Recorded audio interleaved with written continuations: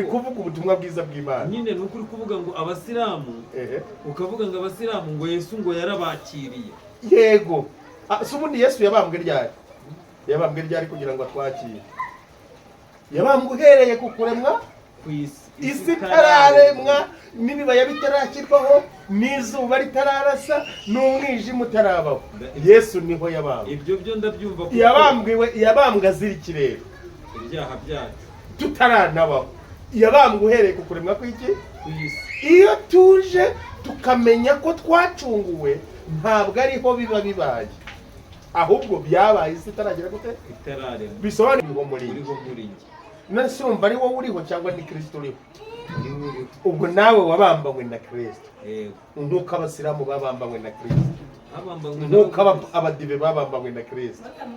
Babambanywe nawe gute se batamwemera? Rega bo ntabwo twe tumwemera, ni utwemera. Yaranyemeye bamwizera se basi. No kumwizera si ikiguzi, ahubwo warabizera, yarangiza akabizerera, akajya kubanihira iminiho kwa Data. Abasilamu se? Yes. Ariko kubaburanira keretse biki? Imba navuga ngo keretse baje hano bakiburanira. Ntabwo biburanira. Wowe umva impamvu basi wowe reka tuburanira abakiriye Yesu nk'umwami n'umukiza. Ariko ntabwo turi no kuburana, turi kuvuga ubutumwa bwiza bw'Imana. Nyine nuko uri kuvuga ngo abasilamu uko ibintu bitari byo. Reka nda kandi mbashyira ngo bakire Yesu nk'umwami n'umukiza. Wewe ugenda kubakiza, aho ugenda ubabwire ngo Yesu yarabakiye. Ucurika ibintu warangiza ukagira ngo wabijyanye mu mwanya wabo.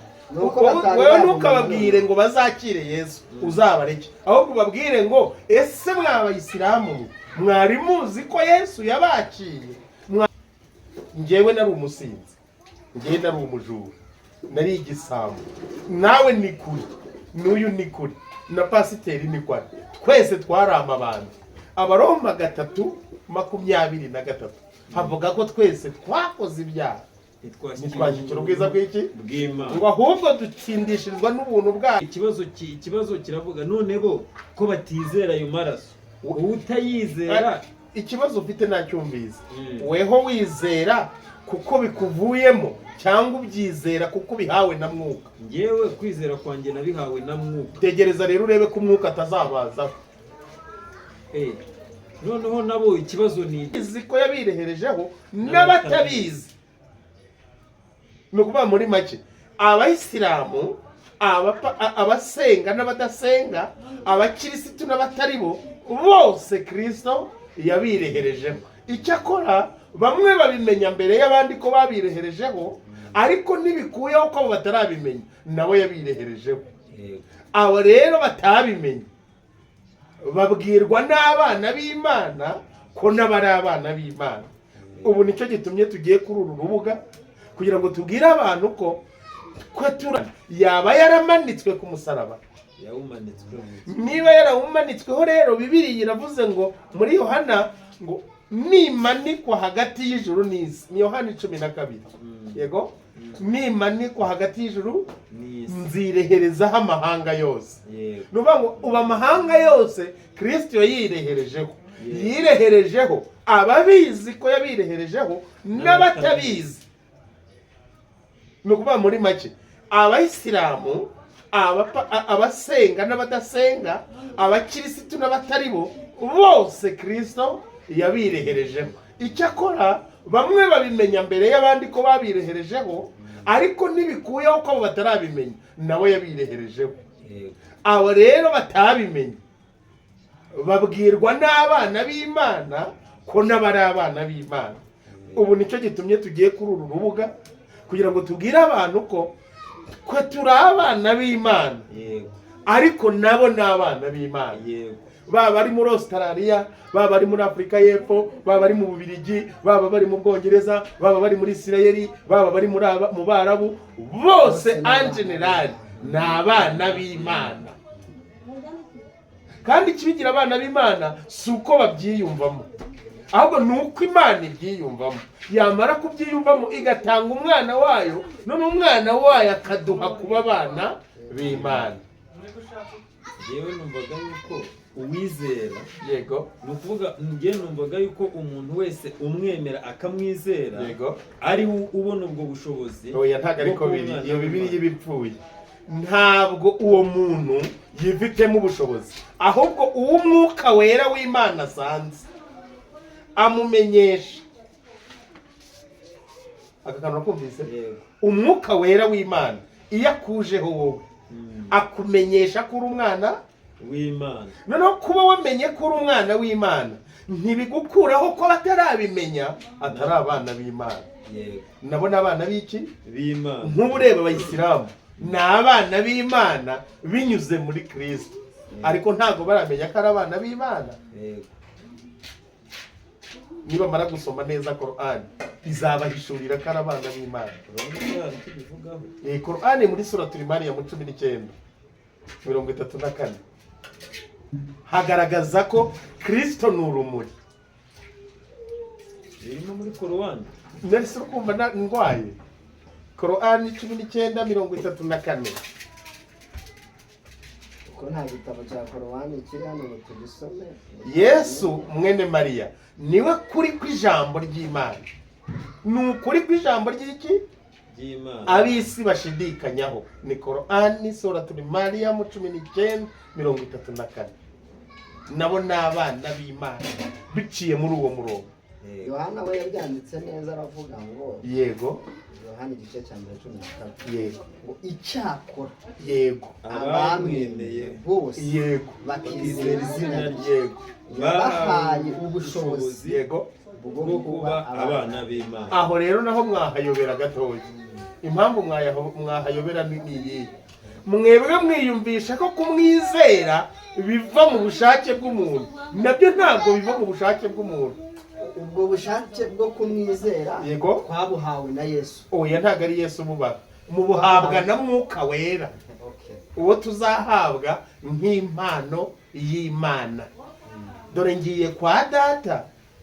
Ngiye kubategurira. Oya ntabwo agiye kudutegurira, ahubwo mbwire data aboherereze wa mwuka nabasezeranije, ari we mufasha w'iki ukuri. Adufasha iki? Adufasha ibi byiringirwa. None ibyiringirwa mutazayoba ngo ni Bibiliya gusa, na Korani ni ijambo ry'Imana. Korowani ntabwo ari ijambo ry'Imana. None ko harimo Aburahamu. Nzi ko harimo Aburahamu birabigira. Aburahamu ni sekuruza w'abizera bangahe? bose. Ubwo niba abonetse muri Korani, n'abizera Korani nabo ni abizera nde? Ni abizera Aburahamu. Bizera ko Aburahamu ari sekuruza wabo. Yego Yego. nibyo. None se kuki Korowani nimba uvuga yuko Korowani nayo ari ijambo ry'Imana, Yego. kuki itemera yuko Yesu ari inzira y'ukuri n'ubugingo? Oya barabyemera. Bakajya barabihakana. Oya ntabwo babihakana, Barabihakana ariko kandi njye naguhaye referanse yabyo. Yesu Kristo aboneka muri Korani inshuro 185. Byageze naho Muhammad avuga ngo Yesu Kristo ibuni Mariam azagaruka. Barabyemera se? Intumwa yabo irabyemera se, nibo batabyemera? Ngo nagaruka azatsinda uwitwa Masihi Dajjal, ariwe bita muri Bibiliya Antikristo. Baramwemera, niwe uzasoza byose, niwe uzatsinda Yajuja na Majuja. Yajuja se we ni muntu ki? Yajuja ni muntu ki mwuramuzi? Icyo ntabwo navuga. Yes. Na ukuri kw'ijambo ry'Imana. Utatubwiye Mwajuja nimba ari Mwajuja. Yajuja na Majuja nawe ni umwe na Antikristo, ni nk'umuhamya wa Antikristo. Ntabwo ngiye cyangwa ni umupfumu witwa ko. Oya ntabwo ari umupfumu. Yes.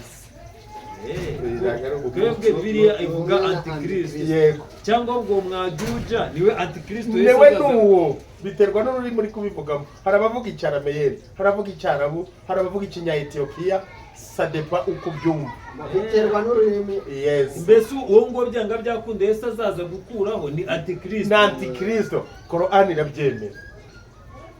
Korani yemera ko yesu mu gitondo cy'umuseso wa kare azasengana n'abayisilamu aje gutsinda tekirisito. azasengana nabo Yes, asenganye nabo gute se? azasengana nabo nk'igihamya cy'uko nabo ari abana b'Imana. none se ubwo abisilamu ko tuzi yuko umuntu utarigeze wemera yesu nk'umwami n'umukiza ko ari we nzira Yego. n'ukuri n'ubugingo, twe tuzi yuko uyu muntu kandi ndi kuguha ibihamya bihamiriza ko bamwemera. Ntabwo ikibazo ari uko ari umuyisilamu ku giti cye, ahubwo Korani ihamya la ilaha illallah, yemera Yesu.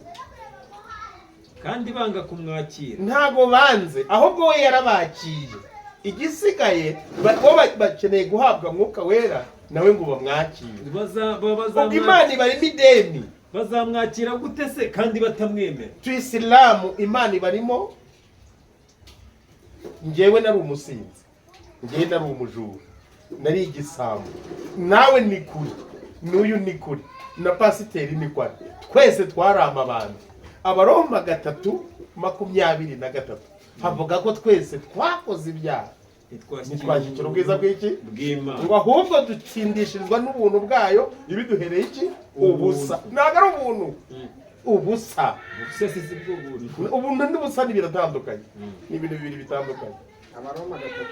Abaroma 3:23 haravuze ngo yego, kuko bose bakoze icyaha. ntabwo bakoze icyaha, bakoze ibyaha ntibashyikira ubwiza bw'Imana. Yes, ahubwo batsindishirizwa n'ubuntu bwayo ibibahereye ubusa, kuko bwo gucungurwa kubonerwa muri Yesu Kristo, uw'Imana yashyizeho kuba impongano y'uwizera amaraso ye. None nyine ikibazo kiravuga, none bo ko batizera ayo maraso, utayizera ikibazo ufite nacyumvise. Weho wizera kuko bikuvuyemo cyangwa ubyizera kuko bihawe na mwuka? Ngewe kwizera kwanjye nabihawe na mwuka. Tegereza rero urebe ko umwuka atazabazaho. Noneho nabo ikibazo ni igihe nabazabaza igihe ahubwo dore wowe nawe bari mu ideni. Abisilamu wari wajya kubabwiriza wenda no kunkubita kandi tudahuza, ubashyira ibintu bitari byo. Kandi mbashyira ngo bakire Yesu nk'umwami n'umukiza. Wewe ugenda kubakiza ahubwo ugenda ubabwire ngo Yesu yarabakiye. Ucurika ibintu warangiza ukagira ngo wabijyanye mu mwanya wabo. Wewe ntukababwire ngo bazakire Yesu, uzabareke. Ahubwo ubabwire ngo ese mw'abayisilamu mwari muzi ko Yesu yabakiye? Mwari muzi ko Yesu abemera? Mwari muzi ko Yesu ari umwe namwe?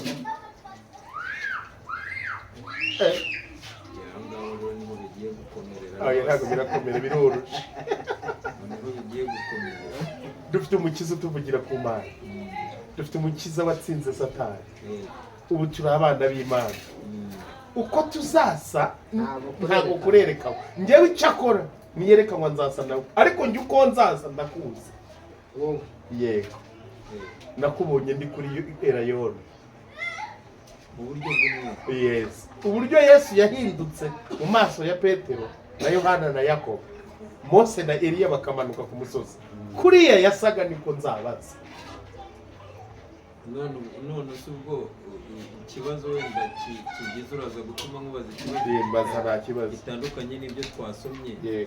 Ubwo twebwe tuzi yuko ngiye mpamya yuko umuntu wese aramutse apfuye yarakiriye Yesu nk'umwami n'umukiza, yuko byanga byakunda kuko ari muri Kristo Yesu, ko umuntu ntateka azakira. Ntabwo tuzapfa, ahubwo twarapfuye. Twapfuye ryari? Twabambanywe na Kristo. Wari ubizi? Yego, niko mu Bagalatiya 2:19 havuze ngo iki? Ngo nabambanywe na Kristo ariko ndiho. Yego, ni ibice 2:20. Nyamara ngo sinjye ahubwo ni Kristo uriho muri njye. Nase umva ari wowe uriho cyangwa ni Kristo uriho? Ubwo nawe wabambanywe na Kristo. Yego, nk'uko abasilamu babambanywe na Kristo, nk'uko abadive babambanywe na Kristo. babambanywe nawe gute se batamwemera? Rega we ntabwo twe tumwemera, niwe utwemera. Yaranyemeye. Ntabwo bamwizera se basi. No kumwizera si ikiguzi, ahubwo warabizera yarangiza akabizerera akajya kubanihira iminiho kwa data. Abasiramu se Yes. ariko kubaburanira keretse biki imba navuga ngo keretse baje hano bakiburanira ntabwo biburanira. wowe umva impamvu basi buwo reka tuburanira abakiriye Yesu nk'umwami n'umukiza. oya ntabwo, ariko ntabwo turi no kuburana, turi kuvuga ubutumwa bwiza bw'Imana. Nyine ni ukuri kuvuga ngo abasilamu, ukavuga ngo abasilamu ngo Yesu ngo yarabakiriye. Yego. Si ubundi Yesu yabambwe ryari? Yabambwe ryari kugira ngo atwakire? Yabambwe uhereye ku kuremwa ku isi itararemwa, n'ibibaya bitarakirwaho, n'izuba ritararasa, n'umwijima utarabaho. Yesu niho yabambwe. Ibyo byo ndabyumva ko yabambwe azira ikirere, ibyaha byacu tutaranabaho. Yabambwe uhereye ku kuremwa kw'iki? ku isi. Iyo tuje tukamenya ko twacunguwe, ntabwo ariho biba bibaye, ahubwo byabaye isi itaragera gute? Itararemwa. Bisobanuye ngo n'Aburahamu nubwo bari muri biriya byose ubona byanditse muri Bibiliya, bari babirimo ariko barageze gute? Baracunguwe. Mbese ni ukuvuga ngo kwa kundi ngo imisozi itarabumbwa twari mu mugambi w'Imana. Ntabwo twari mu mugambi, byari byararangiye. Imana icyo itekereje ihita igikora. Yaducunguye itaraturema, irangije i Karuvari itwereka ipica y'uko ibya kera byagenze, n'iby'ubu uko bizaba bimeze, n'iby'uyu munsi uko bizaba bimeze. Ubu mu isi habamo umuntu umwe. Njyewe kuko nizera, nizejwe n'Imana n'umwuka yamaye, ubu mu isi nta munyabyaha urimo.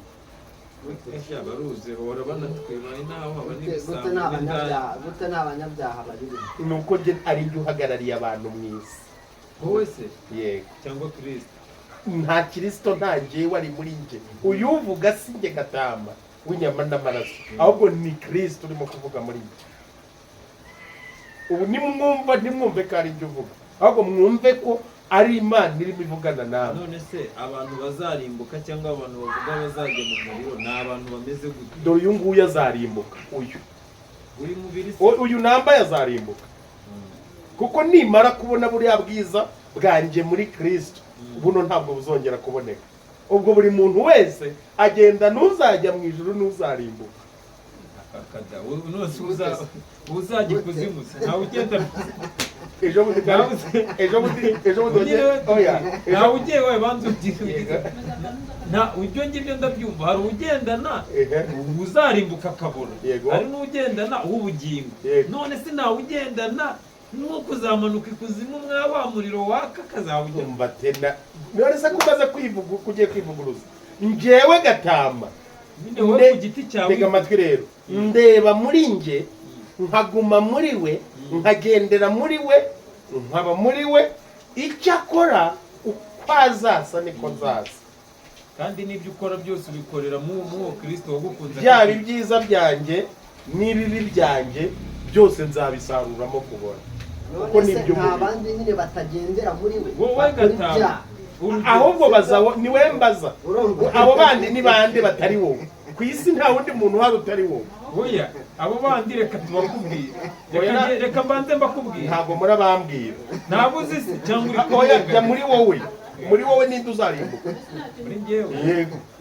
Muri njyewe uyu mubiri niwo uzakurwaho. Yego. Ariko bugingo uzakurwaho sugeye. Uzajya hariya hakurya handi muri Nyanombo. Ni muri Nyanombo kwa Jeff. Yego. Ubwo uzaba ugize gute? Kuko haho ntabwo hazongera kuboneka. Na Dawidi yarabivuze, aravuga ngo